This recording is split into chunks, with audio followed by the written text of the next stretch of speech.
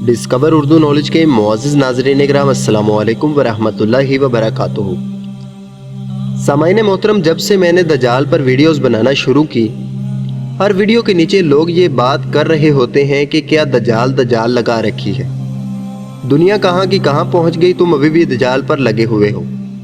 चंद पैसे कमाने की खातिर ऐसी वीडियोस बनाते हो, लेकिन जो सबसे बुरी बात मुझे लगी वो ये थी कि आने दो दज्जाल को, हम उसे देख लेंगे, मार मार कर भगाएंगे। इस एक बात पर मैंने सोचा कि इस पर भी एक वीडियो बनानी चाहिए। पहले मैं उन लोगों को जवाब दे देता हूं जो ये कहते हैं कि क्या दज्जाल दज्जाल लगा रखी है। उनके लिए मेरे नबी सल्लल्लाहु अलैहि वसल्लम का ये फरमान काफ़ी है कि बार बार तुमसे इसलिए बयान करता हूँ ताकि तुम उसको भूल ना जाओ, उसको समझो, उसमें गौर करो और उसको दूसरों तक पहुँचाओ।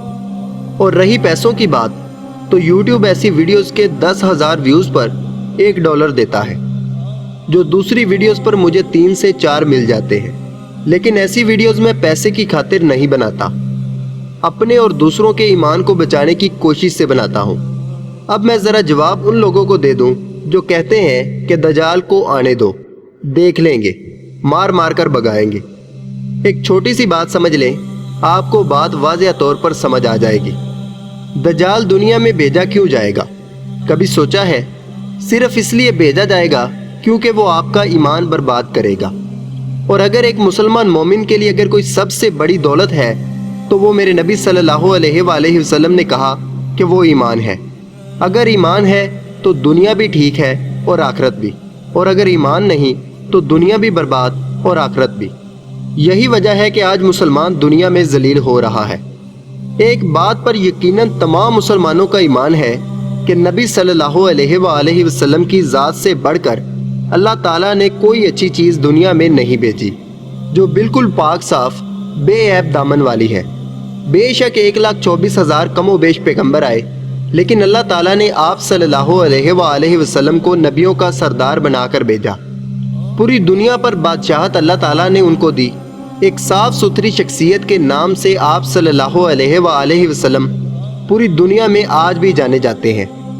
आप सल्लल्लाहु अलैहि वसल्लम का ईमान इस दुनिया में बसने वाले तमाम लोगों के ईमान से सबसे ज़्यादा मजबूत ईमान था।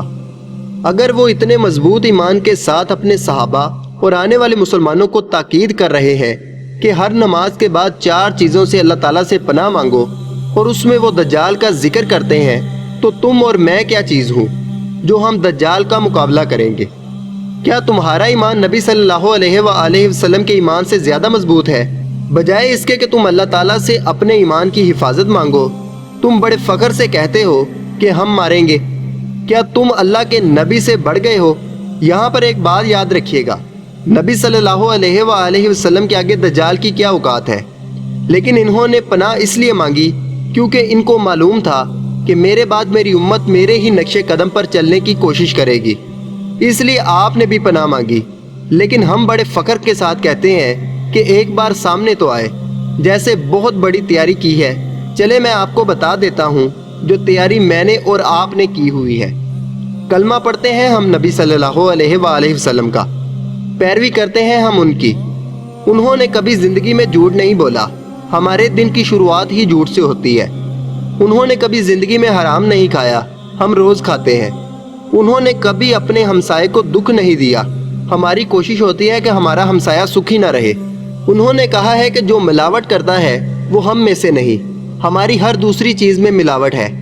उन्होंने कहा है कि जो बच्चों से प्यार और बड़ों की इज्जत नहीं करता वो हम में से नहीं, हम तो बच्चों के साथ ज्यादतियाँ करते हैं, बड़े के मुंह पर थप्पड़ मारते हैं और साथ में नीचा भी दिखाते हैं। उन्होंने कभी ज़िंदगी में शराब को हाथ नहीं लगाया, हमारा हर तीसरा शख्स शराब पीता है। वो कहते हैं कि वालिदैन के सामने ऊंची आवाज़ में बात ना करो, हम तो ऊंची आवाज़ में बात करने की बजाय गालियाँ निकालने तक चले जाते हैं, घरों से ही निकाल देते हैं। और पाकिस्तानियों के लिए शर्म की बात है कि यहाँ पर ओल्ड हाउसेज है एक मुसलमान मुल्क में। वो कहते हैं कि औरत को उसका हक दो, हम अपनी सगी बहनों से उनका हक छीन लेते हैं। वो कहते हैं रिश्वत लेने और देने वाला दोनों जहन्नमी है, हमारा तो कोई काम रिश्वत के बगैर नहीं होता। और बढ़ के हमारी दज्जाल को मारने की है जो इस ज़मीन का सबसे बड़ा फितना है। سب سے بڑی اور خطرناک آزمائش ہے ایمان والوں کے لیے۔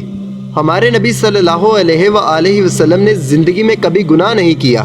بتاؤ وہ کون سا گناہ ہے جو ہم نے نہیں کیا؟ اپنی آنکھوں کو ہم نے گندا نہیں کیا۔ نبی پاک کی بیٹی کا زمین نے پاؤں نہیں دیکھا تھا، آسمان نے بال نہیں دیکھے تھے۔ ہماری بہنیں، بیٹیاں، مائیں اور بیویاں کس حالت میں ہیں؟ ہر دوسرا مرد ان کو دیکھتا ہے۔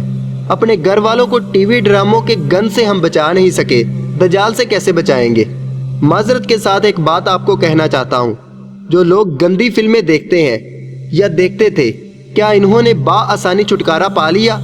تو آپ اس سے ہی اندازہ لگا لیں کہ جس نے یہ سارا گند پھیلایا ہو وہ خود اگر آپ کے سامنے آ گیا تو آپ کیا کرو گے؟ نبی صلی اللہ علیہ وآلہ وسلم نے کہا کہ ہر نماز کے بعد دجال کے فتنے سے پناہ مانگو، لیکن ہمیں اس کی ضرورت کیا ہے کیونکہ ہم نے نماز ہی نہیں پڑھنی۔ کیا آپ نے کبھی سوچا ہے کہ آپ کا آدھے سے زیادہ ایمان تو پہلے ہی خارج ہو چکا ہے؟ نماز آپ کو صحیح سے پڑھنی نہیں آتی، 6 کلمے آپ کو نہیں آتے، کپڑا ناپاک ہو جائے تو آپ کو پاک کرنا نہیں آتا، قرآن صحیح سے پڑھنا آپ کو نہیں آتا، وضو غسل کے فرائض آپ کو نہیں آتے، نماز جنازہ آپ کو نہیں آتی، اور کہتے ہیں کہ دجال کا سامنا کریں گے۔ بے شک کریں گے، لیکن اس طرح بڑھ کے مار کر نہیں، بلکہ ایمان مضبوط کر کے، اپنے نبی صلی اللہ علیہ وآلہ وسلم کی سنتوں پر عمل کر کے، اپنے رب سے مدد مانگ کے۔ حضور صلی اللہ علیہ وآلہ وسلم کا فرمان ہے کہ جب تمہیں پتہ چلے کہ دجال آ رہا ہے تو اس جگہ سے بھاگ جانا اور پہاڑوں کو نکل جانا۔ حضرت ابو ہریرہ رضی اللہ تعالیٰ عنہ کہتے ہیں کہ نبی کریم صلی اللہ علیہ وآلہ وسلم نے فرمایا، جب یہ 3 چیزیں ظاہر ہو جائیں تو کسی کا ایمان لانا اسے فائدہ نہ دے گا، اور 3 چیزیں یہ تھی: دجال، دعوت الارض اور سورج کا مغرب سے نکلنا۔ اللہ تعالیٰ سے دعا ہے کہ اللہ تعالیٰ ہمیں دجال کے فتنے سے پناہ عطا کرے، دنیا سے ایمان کے ساتھ بھیجیں، اور قبر اور قیامت کے دن نبی صلی اللہ علیہ وآلہ وسلم کی شفاعت عطا کرے۔ اپنا اور اپنے دوستوں کا خیال رکھیے۔ اللہ حافظ، اللہ نگہبان۔